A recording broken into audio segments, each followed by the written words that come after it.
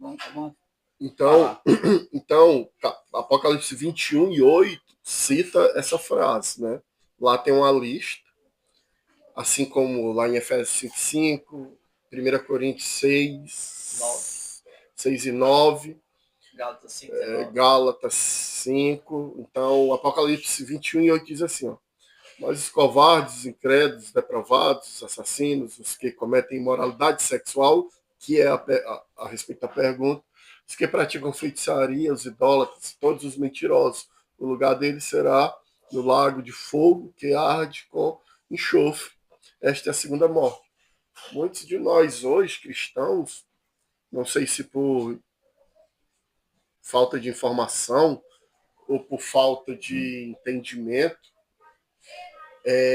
a gente tem entendimentos que são totalmente distorcidos. A prática da imoralidade sexual não tem nada a ver no envolvimento do casal. Muitos de nós fomos ensinados que o tipo de sexo, o tipo de prática sexual que o casal tem na intimidade é uma depravação, é uma imoralidade.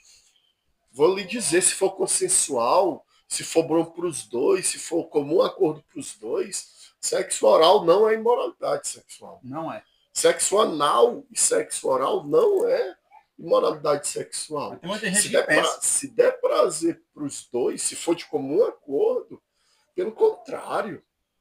Pelo contrário, o corpo do homem foi feito para a mulher, o corpo da mulher foi feito para o homem. Tem muita igreja que proíbe, sabia?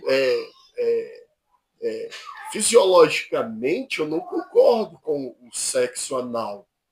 Porque lá nós sabemos que temos temos um tubo retal ali, por onde termina o intestino grosso. Temos como se fossem duas presilhas. Um esfíncter mais interno e um esfíncter mais externo. É chamado de ósteo, esse mais externo. E é ele que prende. Quando te dá uma vontade de evacuar no meio do tempo, tu consegue prender aqui, chegar em casa às pressas. Por quê? Porque você tem essas duas presilhas. Uma abre liberando, aí fecha e a outra abre e você consegue evacuar. Então elas são presilhas, elas prendem o bolo fecal. Certo? Então, na hora da prática anal, você destrói essa estrutura. Por que existem estudos, trabalhos científicos que apontam para a maior incidência do HIV no público homossexual? Porque aquela região é hiper-ultra vascularizada. Então ali ocorrem microlesões, existem sangramentos que são às vezes até imperceptíveis. Então o contato ali de transmissão de patógenos, né, de vírus, é muito recorrente, é muito fácil. Porém, o que é a imoralidade sexual? A imoralidade sexual é tudo que você fizer fora do casamento ou antes do casamento, que você só tinha direito de fazer com a sua esposa dentro do casamento. Então, o rapazinho ali que pega a sua namorada e leva para o motel, ele está cometendo a imoralidade sexual. Tá? O homem casado que se envolve com a secretária, com a irmã da igreja, ele comete imoralidade sexual. Imoralidade sexual, ela se equivale ao adultério. Mesmo sendo solteiro. Mesmo sendo solteiro. É imoralidade sexual. Você tocar no seu marido, o seu marido tocar em você, isso não é imoralidade sexual. Ou então, é uma bênção, eu vou chegar aí. Se não, vejamos o que Paulo escreve em 1 Coríntios capítulo 7, a partir do verso 2. Ele diz: mas por causa da imoralidade, cada um deve ter sua esposa. Por quê? Porque o que eu tenho que fazer com a minha esposa, eu faço com outra pessoa, ou fora do casamento, é imoralidade sexual. Perceba que ele continua dizendo: cada um tem a sua esposa, e cada mulher tem seu próprio marido. Lá no 5 ele diz assim, ó: não Recusem-se um ao outro. Você não, o seu corpo não é seu, mulher. O seu corpo não é seu, homem. O meu corpo agora é propriedade da minha esposa. E o corpo da minha esposa é minha propriedade. É isso que o texto está dizendo. É isso que Paulo está levantando essa questão. O homem, a mulher, de maneira nenhuma pode. Hoje eu estou com dor de cabeça. Ela pode estar com dor de cabeça? É claro que ela pode. Existem os dias das mulheres ali, por conta de toda a funcionabilidade hormonal que ela tem. Às vezes, verdadeiramente, ela está indisposta, ela está impossibilitada. Mas isso aí não é para ser uma prática. Eu não posso usar disso para desviar. E se for crente, irmão, o bom pode nem mentir, porque quem mente se faz filho do diabo. Pois é. Então, o leito, muitos religiosos, como eu estava dizendo há pouco, né, antes da gente iniciar a gravação, eu conheci pessoas cristãs, sendo evangélicas ou católicas, que transavam as luzes apagadas e de roupa, porque foram ensinados a vida inteira que o sexo é sujo, é pecado. Como que o sexo é pecado?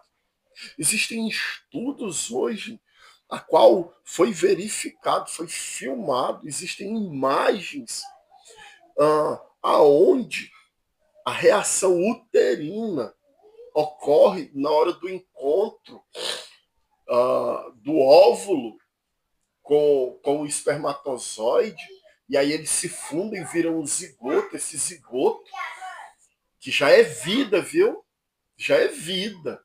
Ele navega, agora ele nada até o útero feminino, lógico, né? O homem não tem útero, então ele navega até o útero, e na hora que ele consegue vencer todas as dificuldades, todas as barreiras, e entra dentro do útero, é como se você olhar um céu num Réveillon, numa beira-mar, qualquer que seja.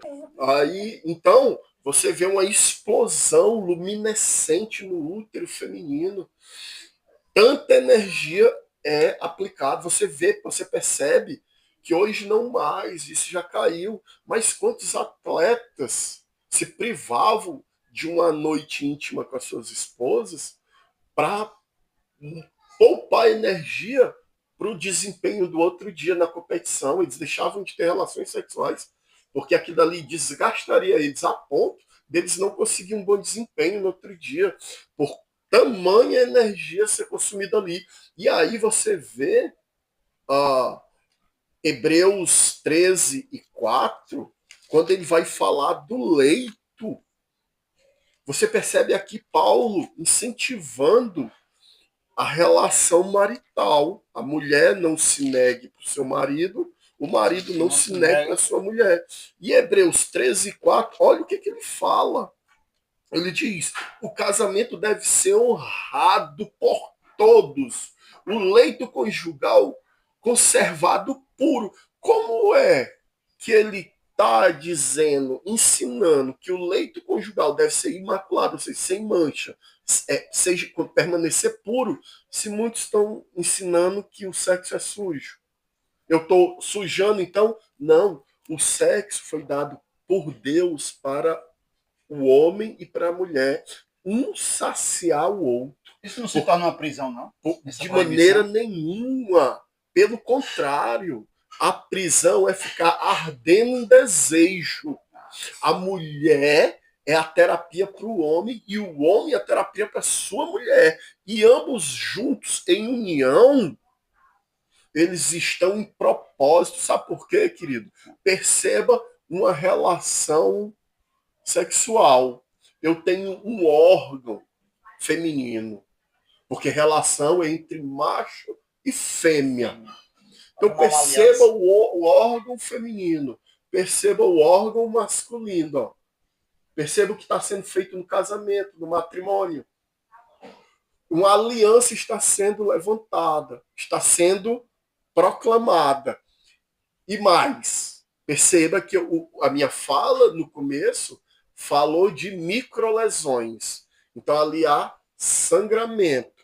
Essa aliança é forjada, é selada com sangue. Sangue que lá no Velho Testamento expiava os pecados. Sangue que na nova aliança, lá no Calvário, na cruz, foi suficiente para pagar pecados. O mesmo sangue não, mas é com sangue que a relação se fortalece. Microlesões estão sendo feitas lá. Então eu realianço o que eu já fiz no altar do Senhor, no meu leito, e ali,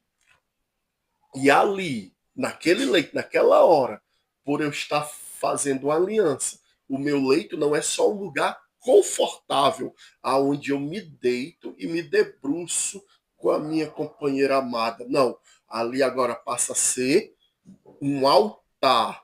E a prática que está sendo feita ali, um sacrifício, uma adoração a Deus. Por isso que o altar de Hebreus está dizendo, permaneça puro, imaculado. Por quê? Porque é só quando homem e mulher se unem, e é ali, na relação entre homem e mulher, que eu, primeiro, provoco a adoração ao Senhor, porque agora aquele leito virou um altar. Eu ofereci o sacrifício. Eu agora estou de volta ao jardim. Porque quando Deus lá no jardim diz, façamos o homem a nossa imagem e semelhança, eu por mim só não sou a imagem e semelhança do Senhor. E a gente sabe que a imagem e semelhança do Senhor é o homem Jesus Cristo. Porém, é na hora que eu me uno uma relação, eu e minha esposa, ali, é um momento tão maravilhoso, tão fantástico, tão único, que naquele momento ali eu percebo ser a imagem e a semelhança do Senhor. Pessoas diferentes, com pensamentos diferentes, com vontades diferentes, se fazem uma só. Carne da própria carne, sangue do próprio sangue. Eu volto ao que foi feito no jardim. Eu sou um de novo com a minha esposa. Apesar de ser por pouco tempo.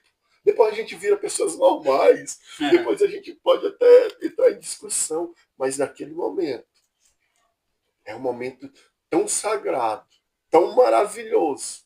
O relacionamento de um homem e de uma mulher. Dá uma pausa assim. Foi bem rápido. Esse momento sagrado e tão maravilhoso, quer dizer, irmão, principalmente para muitos novos convertidos, ou para algumas pessoas que têm dúvida, não é pecado um casal ter relação sexual. Não é pecado. É maravilhoso. Isso é bênção de Deus. Porque tem pessoas que acham que é ser santo, quer ser muito santo, não é errado você ser santo, mas você acha que é tanto ser santo e acaba não tendo relação por achar que é pecado. Tem pessoas que hoje é dia de Santa Ceia, hoje eu não posso ter relação porque eu já curto Santa Ceia. Mas quem foi que disse que é pecado? É duas bênçãos ao mesmo dia. Relação sexual é um mandamento. Segundo, mas use sabedoria. Pessoas também, baseado em alguns textos, nesse texto que eu acabei de ler de Paulo, 1 Coríntios 6 e 9. 6 e 5, desculpa. 7 e 5, desculpa. Não te dá o direito. Bem, vou apimentar minha relação, vou levar uma fantasia, vou apimentar minha relação, vou levar um apetrecho, um brinquedo, isso, aquilo. Isso é perversão. Isso é imoralidade sexual também. Mas um homem e uma mulher, apaixonados, cheios de amor para dar, se aproveitar um ao outro, isso beira a santidade. É santo. Irmão, vai fazer uma pergunta para quem tem dúvida. E posições? Seria pecado posições? Se for de comum acordo, a Bíblia não trata disso. A Bíblia só diz que a mulher não pode se negar. E o homem não pode se negar a sua mulher. A Bíblia não se preocupa em fazer isso. A Bíblia não se preocupa então, em saciar minhas se não tem um versículo bíblico, tudo isso fica entre vocês. Isso. E não é pecado, porque a Bíblia não condena. Não você pode ficar do jeito que você quiser, do jeito que você Tudo achar com seu melhor. esposo, para fazer o que O quiser. importante é ser com a sua esposa. Se for com ela, você está na... Que seja de acordo dos dois. Se não for, vocês estão no pecado. E não precisa trazer brinquedo nenhum, não. Se você é doido, dá para ser muito feliz. Amém. Agora sim. Agora a Bíblia também diz, se passar muito tempo, uma das pontas se negando porque está achando que é pecado, passar muito tempo, a Bíblia diz claramente que você está dando lugar ao próprio diabo para entrar no teu casamento. Irmão Paulo, eu vou te dar só mais um dado para isso aqui. Não vou falar nem de Bíblia, e nem de fé, e nem de nada espiritual. Vou falar de ciência. Deus, a prova de que Deus fez o sexo para o homem e para a mulher é tão grande. Você sabia? O principal hormônio de vigor, de força, tanto o homem quanto a mulher, lógico, com as suas disparidades, né? A mulher bem menos e o homem bem mais lá em cima. É por isso que a gente tem tanta libido, né? Mais do que as mulheres até. Testosterona é um hormônio. Mulheres têm um pouco, né? 200, 280, 298, alguma coisa assim. O homem saudável está lá nos 800, 900, 1000. Mas para feminino tá tudo igual. Mas lá a mulher é um pouco bom, né? E aí o que acontece? Por esse nível hormonal ser tão baixo, o homem tem a capacidade de, pelo beijo, transferir testosterona para sua mulher. Só pelo beijo. Pelo beijo. Pelo que ela está engolindo pela saliva. A gente está doando energia para ela. Testosterona. Para dar vigor. Olha, meu, beije sua companheira. Beije sua companheira. Não precisa estar usando as luzinhas, essas coisas. De maneira nenhuma. Só o beijo já. E fé em Deus. E fé em Deus e não deixe falhar na hora. Meus irmãos, foi uma conversa bastante motivacional ao mesmo tempo aqui para os varões e também para as varoas, mas também tirou muita ideia, com certeza, sobre questão de igreja, sobre questão de ação social, casais. Nós estamos aqui agradecendo a você, final aqui.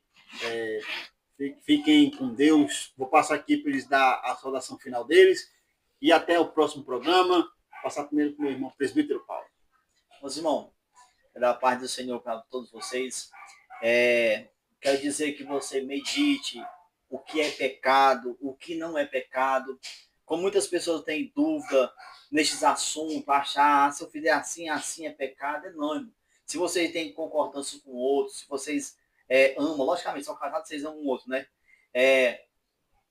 Trate a sua esposa bem, dê carinho, dê amor para ela, dê atenção para ela, trate ela como um vaso mais frágil, como a Bíblia diz. E se vocês for orar a Deus, e se você estiver brigado, peça desculpa, peça perdão antes de orar a Deus, porque as suas orações não sobem. Diz lá no livro de Pedro, se o casal estiver brigando, a oração não sobe. Como é maravilhosa a união de ser uma só carne, uma só pessoa em Cristo Jesus. Casado, não tem celular com senha diferente. Meu celular, minha privacidade, negativo. O celular, o seu marido pode ver, vice-versa pode ver, porque não tem nada escondido um do outro, porque uma só pessoa, nada de esconder nada. Ame um outro, respeite e fique casado sem quebrar a aliança até que a morte os separe. Quem é casado tem briga, tem discussão, tem diversas coisas, mas aprenda a perdoar, aprenda a ser amigo, aprenda a inverter a situação. No lugar de fazer o mal, faça o bem. Leia a Bíblia, que a Bíblia é maravilhosa para te dar aula em todas as áreas da sua vida. Pague o mal com o bem. Não seja uma mulher rixosa, não seja uma mulher que dê dor de cabeça, mas seja a mulher do provérbio, como uma mulher sábia, como rubis. Algo precioso, algo lindo. E o marido não seja bruto, mas seja um marido que ame a sua esposa. Eu agradeço minha oportunidade. Saudação final da Simão Giacomo. Líderes, não pense que falamos isso nos sentindo melhores ou maiores do que vocês. Mas pensem que alguém que está de fora vendo tudo que está acontecendo. E com o sentimento de revolta, usamos essa ferramenta que é a internet para mostrar, para tentar elucidar que vocês também Vocês não são o dono da verdade. Quem é o dono da verdade? Quem é a própria verdade é Cristo. Vocês erram porque são humanos. Isso não é nenhum problema. Reconheçam o erro. Voltem ao primeiro amor, como é dito à igreja de Éfeso. Não tratem a igreja, a noiva, como se fosse prostituta. Tratem a noiva com respeito. Mulheres, honrem seus maridos, assim como as escrituras dizem, não se neguem a ele, sejam a fiel adjuntora, ajudadora, idônea. Maridos, voltem ao que era no passado. Tem muitos vídeos aí circulando, pessoas, mulheres procurando os homens dos anos 60, dos anos 70, dos anos 80, homens de verdade, homens que eram tão homens mesmo com H maiúsculo, que as suas mulheres se sentiam protegidas, não interessava o perigo que ela se encontrasse, ela sabia que seu marido era capaz de protegê-las, e se não fosse, morreriam tentando. Esse é o chamado de Deus para o casamento. Sejam fiéis um ao outro, a si mesmo e, antes de tudo, a Deus. Valeu, meus irmãos. A paz do Senhor. Até o próximo programa. Amém. Amém.